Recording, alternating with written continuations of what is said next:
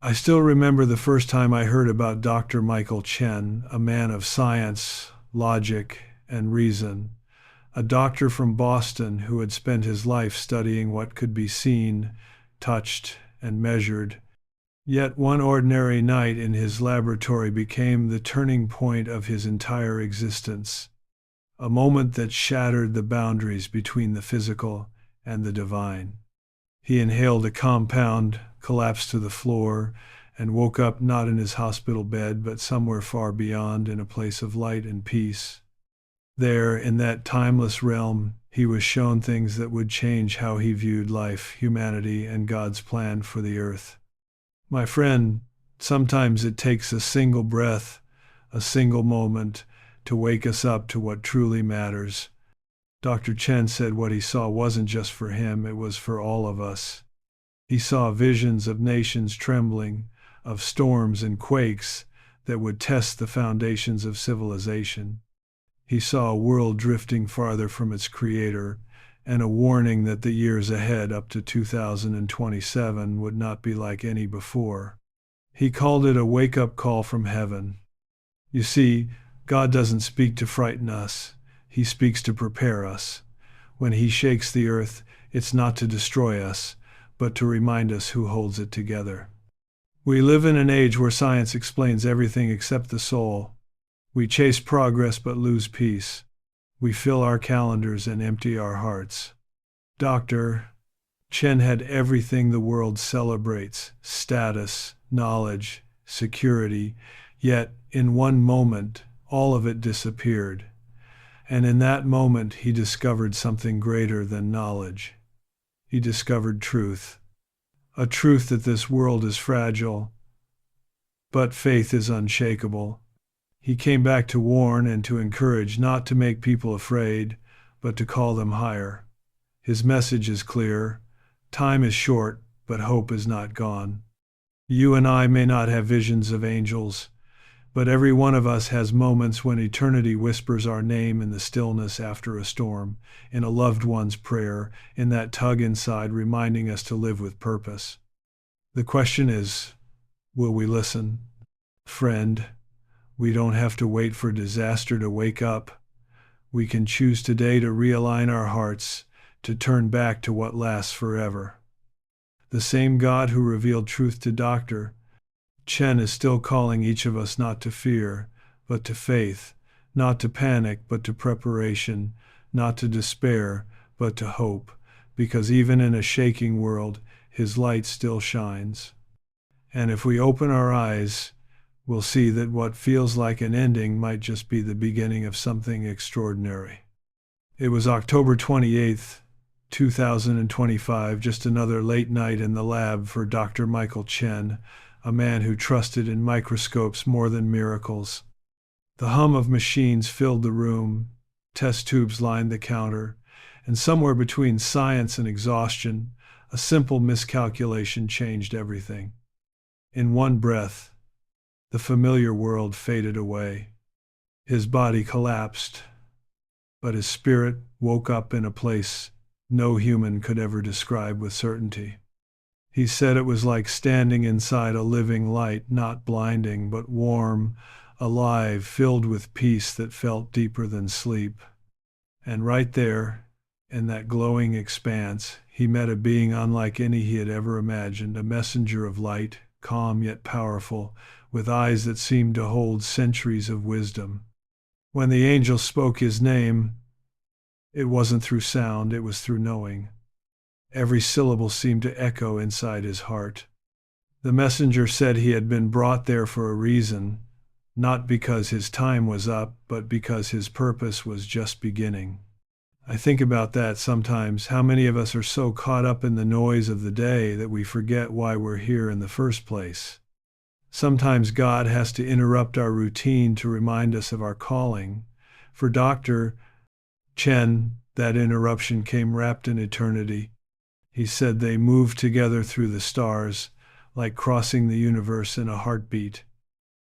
Below him, the earth turned silently blue, fragile, beautiful, and the angel told him, "What you're about to see is not final. These are warnings. chances for humanity to turn back before it's too late. It wasn't a sentence of doom. It was an invitation to redemption. Isn't that just like God? Even when he shows us what's broken, it's because he still believes it can be healed.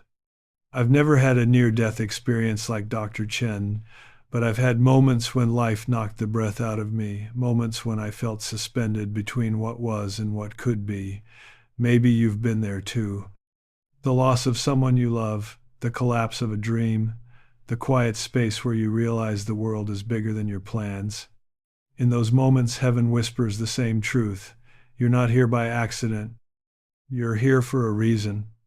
Dr. Chen woke up from that journey, forever changed. The man who once studied the body learned to study the soul.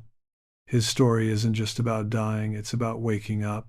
And maybe that's the message for all of us, that sometimes you have to lose consciousness to become truly aware, that even when the lights go out, grace can turn darkness into revelation. When Dr. Chen looked down from that place between heaven and earth, he saw a vision that took his breath away. The angel stretched out his hand, and the clouds parted like a curtain. Below him lay America, beautiful, vast, shining under the sunlight. But in moments, that light gave way to shaking, fire, and storm. He watched the ground on the west coast tremble with a roar so fierce that mountains bowed and buildings crumbled. An earthquake, the angel said, unlike any the modern world had ever seen, between 8.3 and 8.7 on the scale. Then, before he could catch his breath, the scene shifted. Across the heartland, he saw massive tornadoes spiraling like dark fingers from the sky, sweeping across plains and towns, tearing everything in their path. Families huddled together, praying for mercy. And just as quickly, the vision moved again, the East Coast this time. A storm wider than he could comprehend rose from the ocean, swallowing cities in its path. New York, Miami, the Carolinas, waves crashing against the skyline, subways turned into rivers. The angel called it the storm of the century, not meant to destroy, but to awaken. Dr. Chen said it felt like the very soul of the land was trembling. Then came the sight that grieved him most, the streets of Washington, D.C., engulfed in chaos. Protests, fires, neighbors shouting against neighbors. The angel's voice grew solemn. The division will grow deeper before it heals. Brother will turn against brother, not for survival, but out of pride. He saw grocery shelves empty, banks closing, fear rising like smoke across the nation. The angel called it a shaking, economic, social, and spiritual, not to end the country, but to reveal its heart.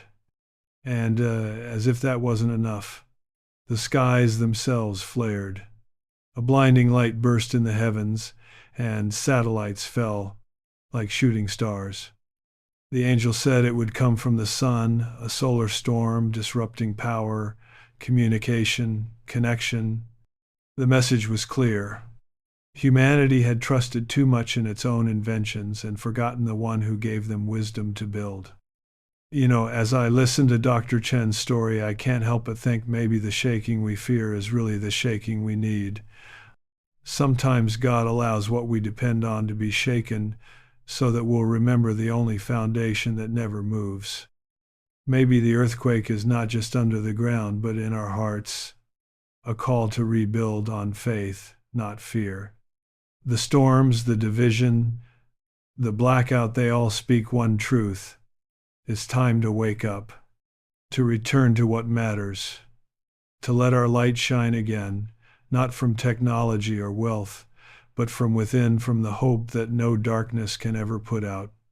Dr. Chen said that just when the darkness seemed overwhelming, when storms raged, buildings crumbled, and fear filled the air, something unexpected began to happen. In the middle of the ruins, he saw light. Not the light of electricity or cities, but the light of hearts turning back to God. He saw churches overflowing, not with routine Sunday crowds, but with people on their knees, weeping, praying, worshiping like their lives depended on it. He saw families once divided, now holding hands again, neighbors sharing food, strangers helping strangers. The angel whispered, "Out of the shaking will come the awakening." And friend, that's the part that moves me the most. Because God never ends a story in darkness. He always writes resurrection into every disaster. The vision showed the South humble towns, open fields, voices crying out in unity, and from there, a wave of faith spread across the land. Young people, who once searched for meaning in all the wrong places, began to seek truth again. They were tired of empty screens and temporary pleasures. They wanted something real, something eternal. Can't you see it? A generation rising, not out of fear, but out of purpose.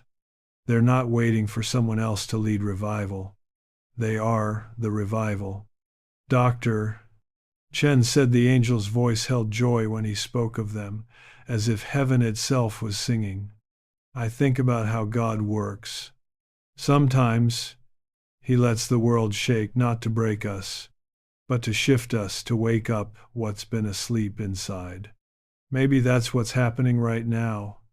Maybe the pressure you feel, the uncertainty you see, is the ground beneath your spirit, making room for new growth.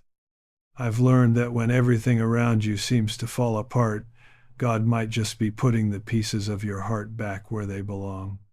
We've seen glimpses of this even today. Communities coming together after hurricanes, people rebuilding homes after wildfires, strangers rescuing one another in floods. Every act of kindness, every prayer whispered in chaos, is a spark in the darkness. The truth is, revival doesn't start in cathedrals. It starts in hearts, yours and mine. Dr. Chen's vision ended with hope, not despair. He said, the angel smiled and said, "They will remember again."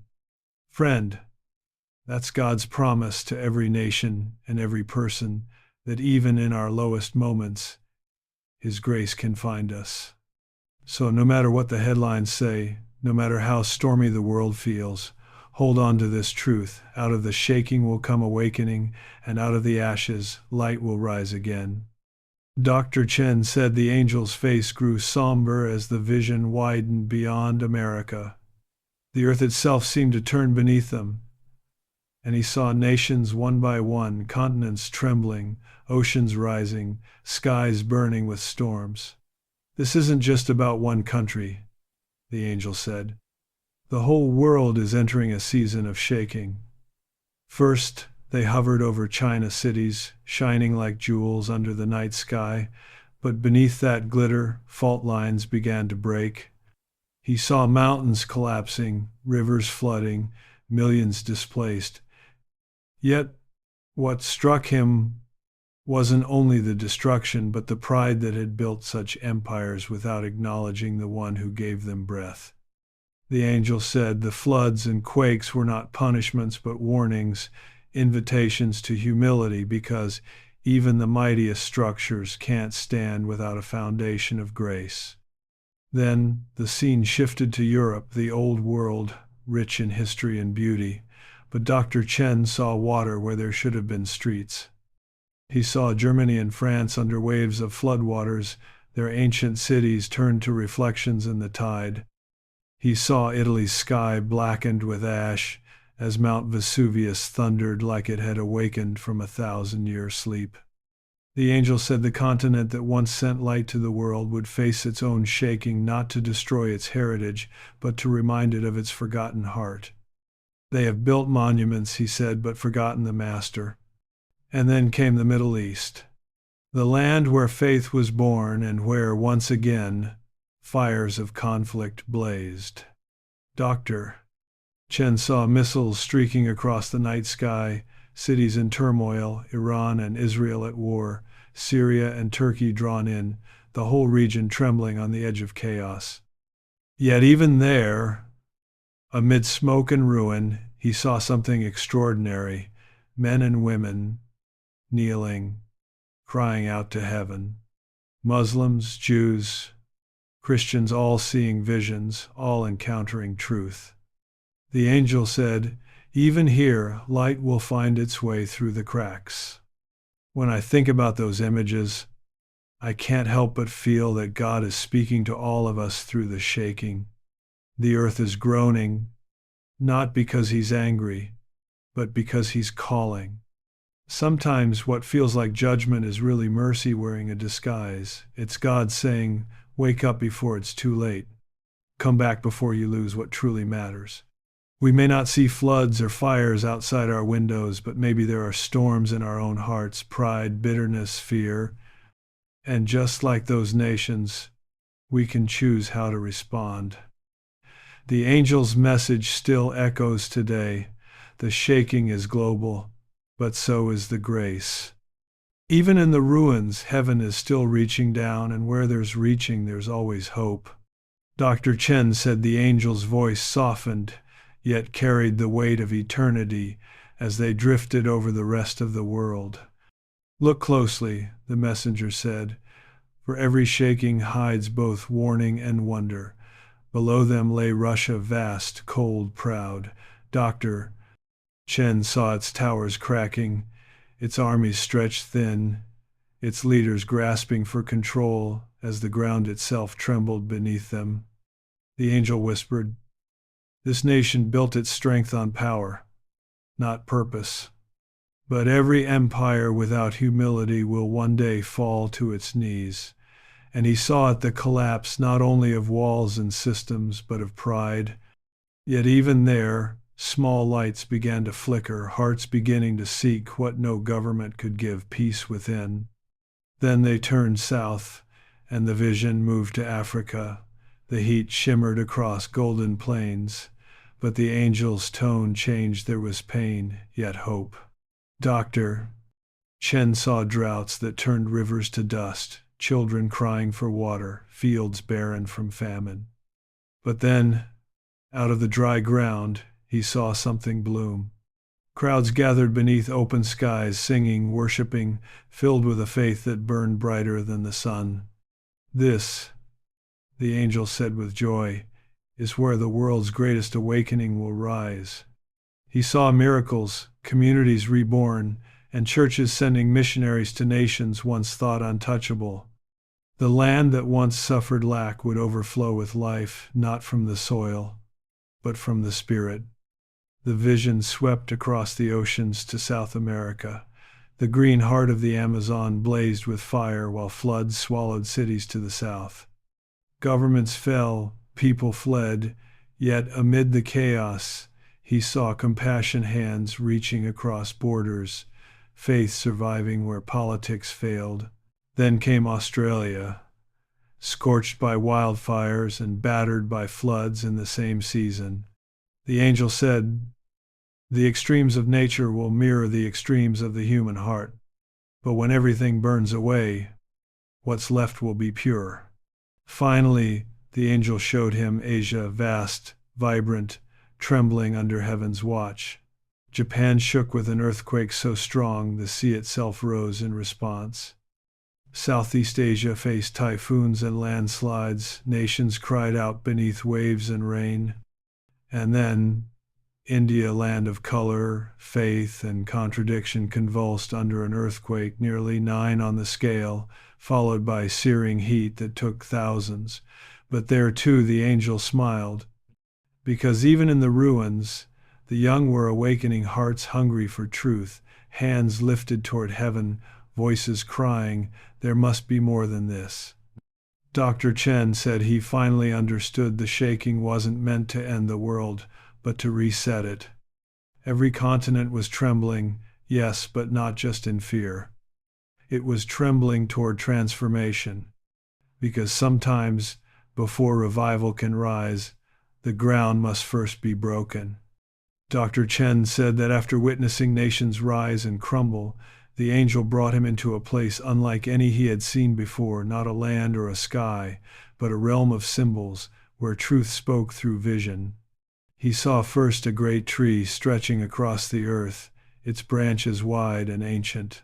At first, it looked magnificent, strong, full of history. But as he looked closer, he saw the bark cracking, the roots rotting in poisoned soil.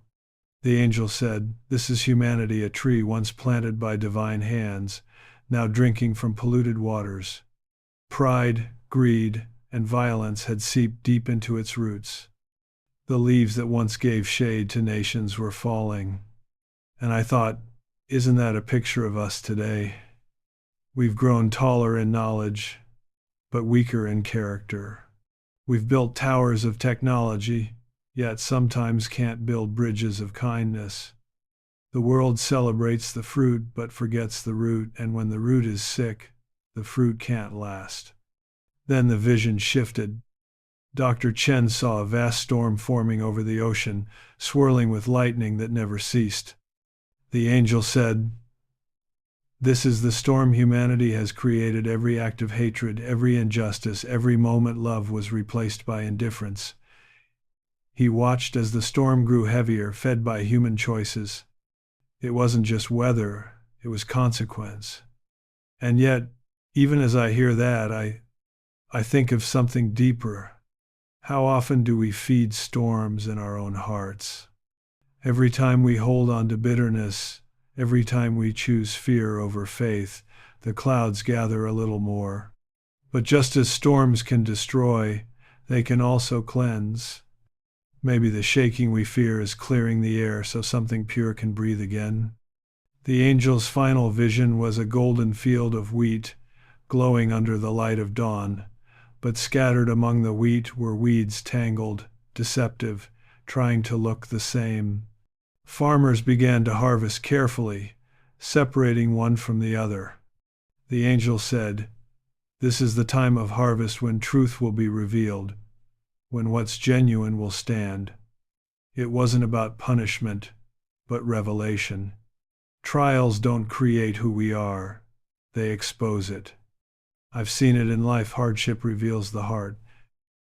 It shows who clings to faith when everything else is stripped away. Dr. Chen said he realized in that moment that the tree, the storm, and the harvest were all telling one story, humanity's story. That even in decay, there's a call to renewal. That after every storm, there's calm, and that in every harvest, there's hope. Because God's goal has never been destruction, it's redemption. The shaking may uncover the truth, but the truth always leads us home. Dr. Chen said that in the final vision, everything grew still. The storm stopped, the earth quieted, and before him appeared a single image, an enormous hourglass suspended in the heavens. Its sand was almost gone, just a few grains left trickling slowly into the bottom. The angel looked at him with eyes full of both urgency and compassion. "This," he said, "is time itself. Not the end of the world, but the end of an age." Those words struck him deeply. Not finality, but transition. Not destruction, but decision. Humanity, the angel explained, stood at a crossroads. There were 5 to 7 years left before a great shift, not in calendars or clocks, but in the very heart of civilization. And what would come next depended not on governments or technologies, but on the choices of ordinary people. I can almost see that hourglass myself when I look around today. Time slipping through our hands not as a threat, but as a gift. Each grain of sand a moment to forgive, to love, to make things right. The angel told Dr. Chen that if humanity turned toward truth, compassion, and humility, the next era would be radiant, a golden age of peace, understanding, and renewal. But if we kept chasing pride and power, if we ignored the call to change, the shift would come as a darker awakening, one that would teach through pain what love tried to teach through grace. It's a sobering thought that the same future can hold both light and shadow, depending on how we live right now. When I heard that part of Dr. Chen's story, It reminded me of something I often say, that destiny isn't fixed, it's formed. Every decision you make today is shaping the world you'll walk into tomorrow. Maybe that's why God allows us to see glimpses of what's coming, not to scare us, but to stir us, to remind us that we're not passengers on this planet, we're participants in its future. The angel wasn't showing Dr. Chen a countdown to catastrophe, but a call to consciousness. And I think about that hourglass often. You and I, we each have one too. Time moving, moments passing, opportunities flowing from one chamber to the next. We can't stop the sand, but we can decide what we'll do while it's still falling. Will we spend our days in fear, or will we use them to plant seeds of hope? The angel said humanity still had a choice, and friend, that means you do too. Because when the final grain drops, it won't mark an ending. It'll mark a beginning, a new dawn, shaped by the hearts that chose light while there was still time to shine. When Dr. Chen opened his eyes again, the light above him wasn't heavenly this time, it was fluorescent. Monitors beeped beside his hospital bed. Tubes ran through his arms, and standing over him were his colleagues, faces frozen between relief and disbelief. He had been gone for 18 hours. They thought they'd lost him. But he said the moment he woke, one thought burned in his mind. This wasn't a dream. It was a message. He couldn't shake it. Every heartbeat, every breath carried the weight of what he had seen, the angel, the visions, the warnings, the hope. And he knew that if he stayed silent, the vision would lose its purpose. He wasn't brought back just to survive, he was brought back to speak. I think about that sometimes, how God doesn't just save us from something, he saves us for something. Every second chance carries an assignment. For Dr.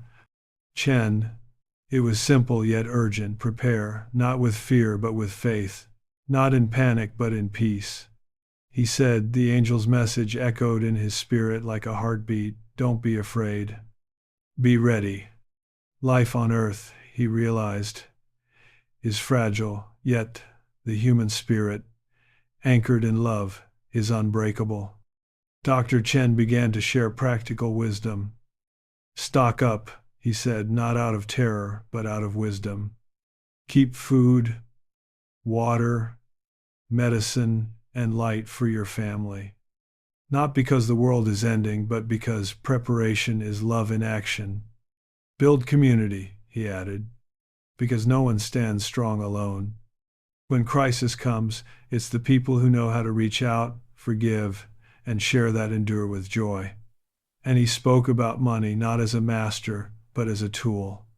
Live simply, manage wisely, and don't let possessions possess you, he said. But his greatest message wasn't about supplies or survival, it was about the soul. Prepare spiritually, he urged. Pray, forgive, make peace. Don't wait for the storm to find your faith. Build it now while the skies are still clear. He said that when life is shaken, the only thing that stands is what's built on love. And friend, maybe that's what you and I need to remember too. Preparation isn't fear, it's faith in motion. It's saying, I trust God enough to be ready. You don't need to build a bunker, just build a better heart.